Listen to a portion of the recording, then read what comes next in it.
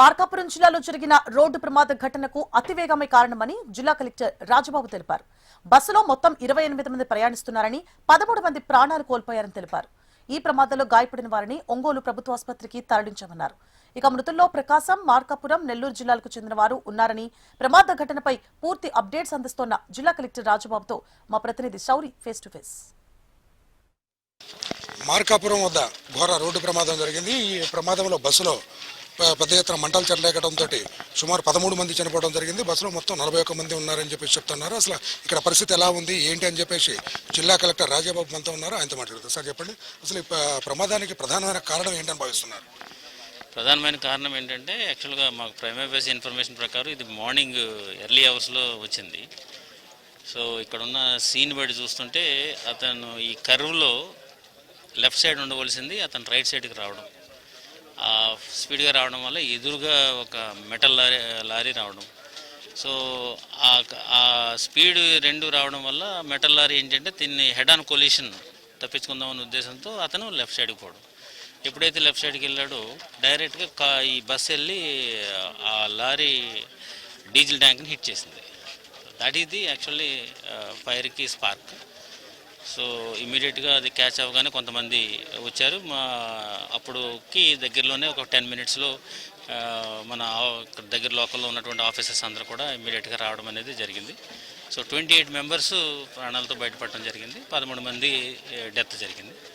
So 28 మందిలో ఒక 10 మంది కూడా సీరియస్గా ఉందంటున్నారు సార్. 13 మందికి కొంచెం అంటే better treatment, serious is note that. ప్రాణ నష్టం అయితే ఏమీ లేదు, వాళ్ళకి బాగా ఫ్రాక్చర్స్ అయినాయి, హెడ్ ఇంజరీస్ అయినాయి. కాబట్టి వాళ్ళ కోసం మెరుగైన వైద్యం ఇద్దామనే ఉద్దేశంతో మనం ఒంగోలు జీజీహెచ్కి తరలించడం జరిగింది.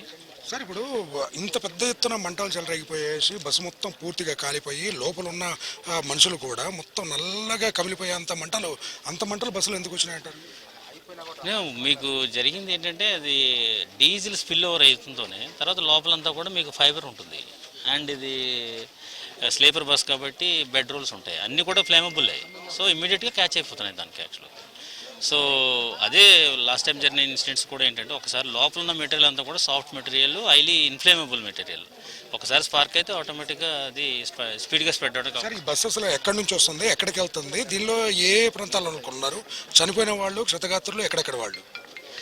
ఇది హైదరాబాద్ నుంచి టువర్డ్స్ హైదరాబాద్ నుంచి జగిత్యాల నుంచి బయలుదేరింది. మనకి ఇక్కడ కలిగిరి వెళ్తుంది, నెల్లూరు జిల్లా. సో ఇందులో 3 జిల్లాలకు సంబంధించిన వాళ్ళు ఉన్నారు, మార్కాపురం ఉన్నారు, ప్రకాశం ఉన్నారు, అండ్ నెల్లూరు ఉన్నారు. సో వీళ్ళందరికీ కూడా ఎక్కువగా నెల్లూరు కూడా ఆల్మోస్ట్ ఒక 15 to 20 మెంబర్స్ వరకు నెల్లూరు కూడా ఉన్నారు. సో నేను అక్కడ ఆల్రెడీ కలెక్టర్ మాట్లాడటం జరిగింది.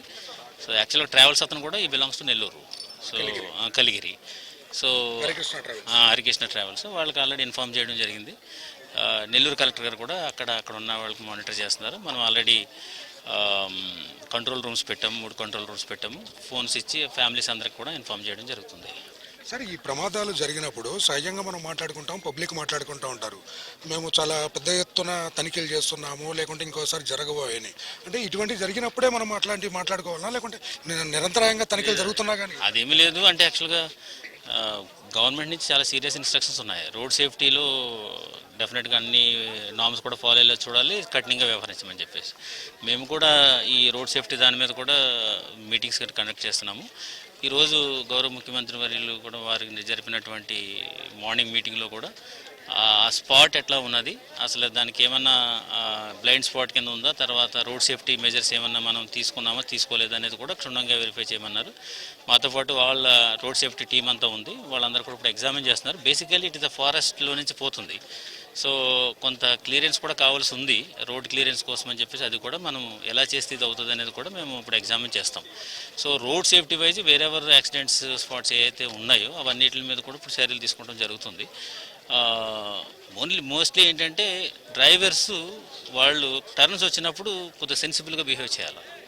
సో ఈ టర్న్ మీరు చూసారంటే కనుక ఇక్కడ జరిగిందంటే స్పీడ్గా వచ్చి అతను లెఫ్ట్లో ఉండవలసిన రైట్లోకి వచ్చాడు. అతను కొద్దిగా స్లో చేసి లెఫ్ట్లో వెళ్ళి ఉంటే కనుక ఇక్కడ అవాయిడ్ చేయొచ్చు. అతను రైట్లోకి రావడం, అవతల వచ్చినట్టు నాకు రైట్ ఆఫ్ వే క్లియర్గా ఉంది కదని చెప్పేసి అతను స్పీడ్గా పోవడంతో అట్లా జరిగింది. సార్, ఈ మృతులకు సంబంధించిన వివరాలు, వాళ్ళ కుటుంబ సభ్యులకి వాళ్ళకి ఇన్ఫర్మేషన్ ఇవ్వటాలు ఇవన్నీ జరుగుతున్నాయా? జరుగుతున్నాయి. వాళ్ళు కాంటాక్ట్ చేస్తున్నారు, అందరికీ కూడా ఇచ్చాము, లిస్ట్ పబ్లిష్ చేసాము, మీ మీడియాకి ఇచ్చాము. పేర్లు ఎవరైతే ఉన్నారో 28 మంది పేర్లు ఇచ్చాము, వాళ్ళన్నీ కూడా స్క్రోలింగ్స్ వస్తున్నాయి. తర్వాత కంట్రోల్ రూమ్ నుంచి స్క్రోలింగ్స్ వస్తున్నాయి. We are touch with the families. అది ఏమీ లేదు. ఇప్పుడు బాడీని ఐడెంటిఫై చేయాలి. ఇప్పుడు ఫోరెన్సిక్ కూడా వస్తారు, రాగానే మేము ఐడెంటిఫై చేసి ఆ బాడీస్ అన్ని కూడా అప్పగించడం జరుగుతుంది. మెరుగైన వైద్యం ఇచ్చిన తర్వాతే డెఫినెట్గా వాళ్ళందరూ కూడా పంపించడం జరుగుతుంది ఇంటికి. ఇది ఇక్కడ ఉన్న పరిస్థితి. మార్కాపురం దగ్గర జరిగిన ఈ బస్సు రోడ్డు ప్రమాదంలో చాలా పెద్ద ఎత్తున ప్రాణ నష్టం జరిగింది. ఈ ప్రాణ నష్టాన్ని ఎవరు ఇప్పటికీ తీర్చలేని పరిస్థితి. అయితే ఎప్పటికప్పుడు ఈ ప్రమాదాలు జరిగినప్పుడు కానీ లేకుంటే ప్రమాదాలు జరిగిన వెంటనే అధికారులు చాలామంది చెప్తా ఉన్నారు, మేము చాలా సేఫ్టీ ప్రికాషన్స్ తీసుకుంటున్నాము లేకుంటే ఏం చెప్తున్నారు, కానీ అటువంటి ఎక్కడా కనిపించట్లేదు. చూడవచ్చు ఆ ట్యాంకర్ని, అక్కడ ఉన్న డీజిల్ ట్యాంక్ని బస్సు తగలటంతో వెంటనే మంటలు చెలరేగి బస్సు మొత్తం కాలిపోయింది. ఇది ఇక్కడ ఉన్న తాజా పరిస్థితి.